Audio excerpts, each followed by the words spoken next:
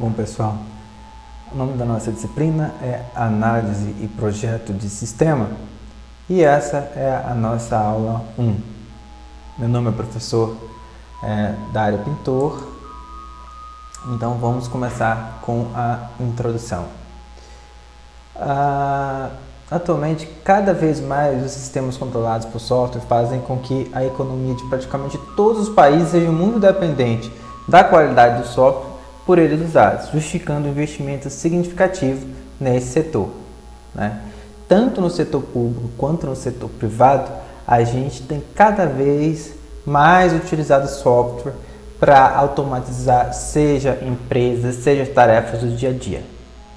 Então, alguns anos atrás, lá pela década de 70, 60, bem no início da computação, logo após o início, né, a computação começa lá pela década de 50, quando o primeiro computador foi criado, né, tinha o costume de se desenvolver o software de maneira completamente artesanal. O que significa isso? Que era uma forma bem primitiva, sem nenhuma técnica para poder desenvolver o software. Não se pensava, antes de começar a criar um software, como deveria ser conduzido o processo todo, as datas de entrega, o que deveria ser feito primeiro e o que deveria ser feito no meio, o que deveria ser feito no final, né? Era uma coisa completamente artesanal. A cada dia uma pessoa ia fazendo ali aquele software, né? E isso era feito a partir da definição dos requisitos do software, né?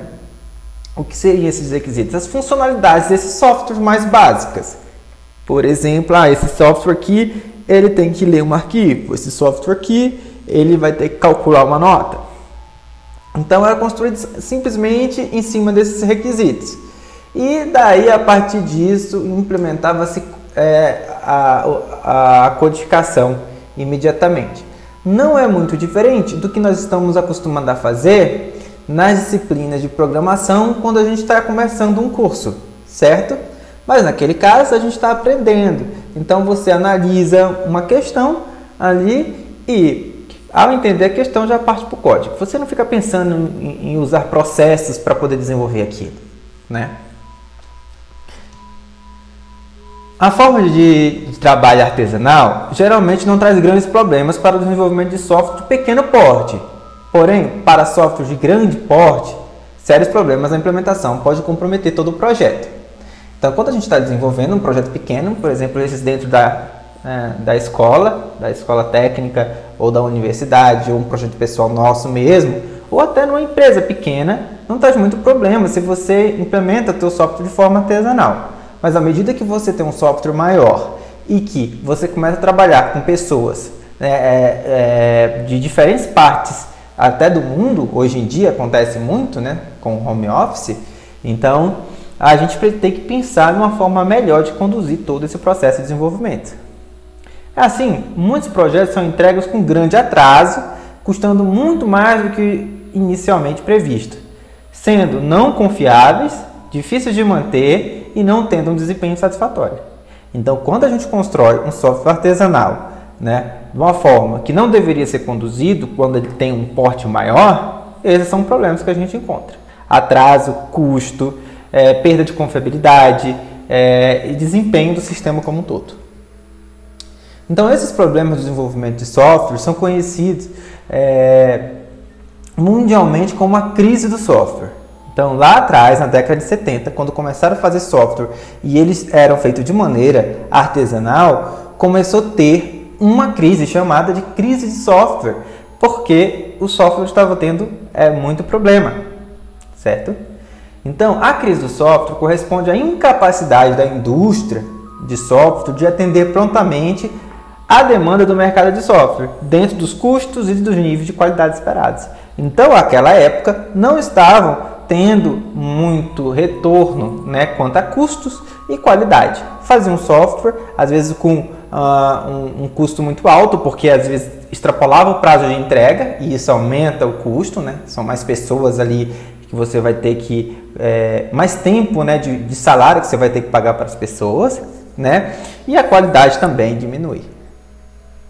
Então, desde os anos 60, quando o termo crise de software foi pronunciado pela primeira vez, muitos problemas desta área foram identificados e muitos ainda persistem até os dias de hoje, tais como, Então, previsão pobre.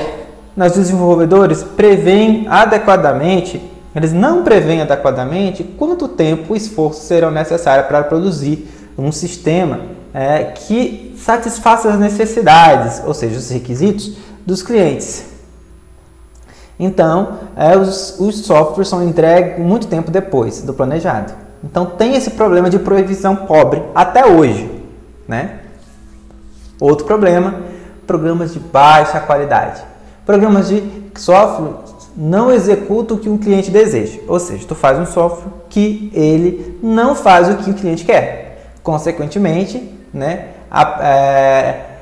você tem aí uma perda. E isso advém, muitas vezes, porque você quer entregar o produto com pressa.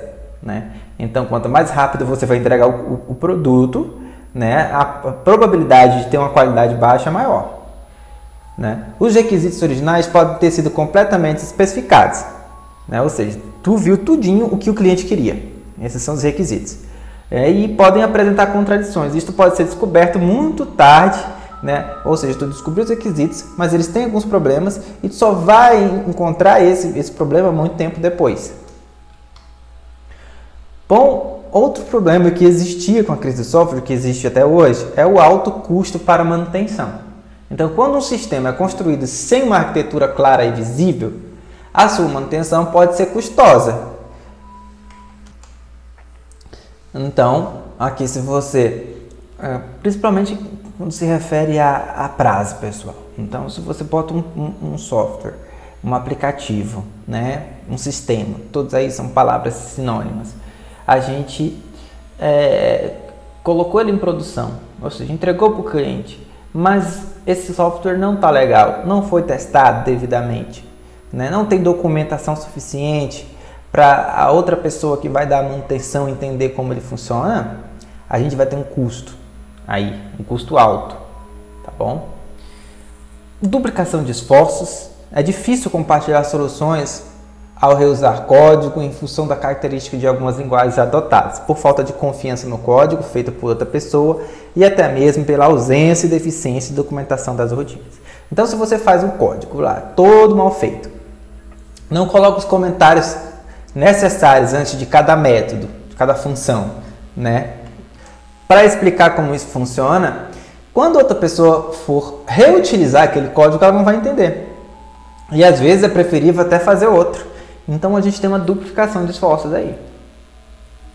Então, o reconhecimento da existência da crise de software, todos esses problemas que eu acabei de citar, tem provocado uma forte mudança na forma como as pessoas desenvolvem software de grande porte, visto que o processo de desenvolvimento atual é mais disciplinado do que no passado. Hoje nós temos muitos processos de desenvolvimento de software, que te ajuda a traçar todo um projeto para desenvolver ele. Tem metodologias para tu conduzir o teu desenvolvimento no dia a dia, Então, por conta disso, foi proposto que o desenvolvimento de software deixasse de ser puramente artesanal, ou seja, feito de qualquer maneira, e repassasse a ser baseado nos princípios da engenharia, ou seja, segundo um enfoque estruturado e metódico. Então, a gente começou a fazer o desenvolvimento de software baseado em princípios da engenharia. Então, assim surgiu o termo engenharia de software, que se refere ao desenvolvimento de software por grupos de pessoas usando princípios de engenharia e englobando aspectos técnicos e não técnicos, de modo a produzir software de qualidade de forma eficaz dentro de custos aceitáveis. Então, pessoal, a engenharia de software, que a gente vai aprender uma parte, a nossa disciplina está dentro da engenharia de software, tá? É uma parte de engenharia de software. E o objetivo da engenharia de software é produzir software de qualidade. Então, tudo que a gente for aprender aqui, que faz parte da engenharia de software, é com o objetivo de fazer um software de qualidade.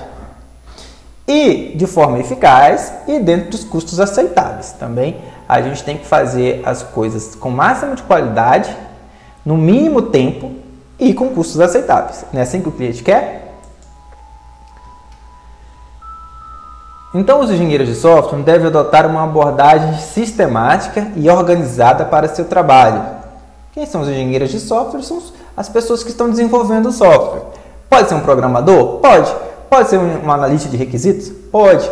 Pode ser ainda um chefe de todo mundo, de todos esses stakeholders? Pode. Dependendo do problema a ser solucionado, das restrições de desenvolvimento dos recursos disponíveis. Né? Então, o engenheiro de software tem que trabalhar de forma sistemática, organizada, utilizando ferramentas técnicas, né? Para resolver um determinado problema. Geralmente, a construção de uma ferramenta. Além das técnicas de especificação e implementação de software, os engenheiros de software devem ter conhecimento também de outras técnicas, como por exemplo o gerenciamento de software, que é uma coisa que tem dentro do gerenciamento de software, tem a análise e o projeto da disciplina de sistema, né? E é como se fosse visto de uma forma mais acima, em que você gerencia tanto a análise, o projeto de sistema, o teste, a evolução. É o cara que vai gerir todo esse desenvolvimento mesmo. Dessa forma, aumenta-se a probabilidade de produzir software de grande porte com qualidade, ou seja, software que satisfaça os requisitos do usuário, bem como as expectativas de tempo e orçamento. Então, software que satisfaça o que o usuário quer, os requisitos do usuário, com expectativa, ou seja, de tempo e orçamento. Então, um tempo bom de entrega e com orçamento também. Nada de extrapolar prazo, né? Se extrapolar o prazo, a gente vai ter um estouro aí no orçamento, né? E o cliente não vai gostar disso.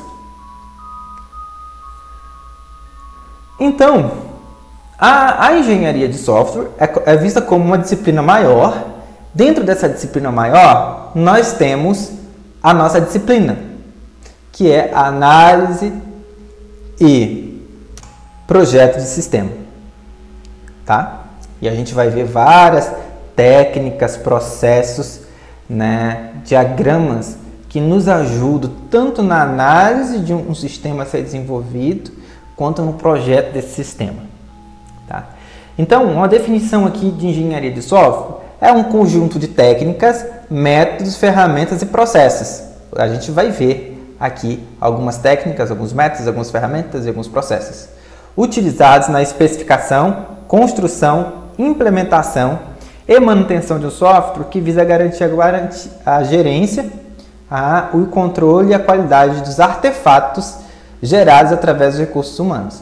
Artefatos, pessoal, são documentos, código, tudo que é gerado durante um processo de desenvolvimento de software, tá bom? Então, se a engenharia de software ela tem que especificar, construir, nós vamos ficar na especificação, na construção também, mas não na codificação, somente na construção ali de diagramas para representar o que o cliente quer e às vezes até na definição do que ele quer. Na implementação do código nós não vamos fazer. E na manutenção, a manutenção é teste de software, que é uma outra disciplina que vocês vão ver na quarta fase, que visa a garantia, né, de qualidade de software.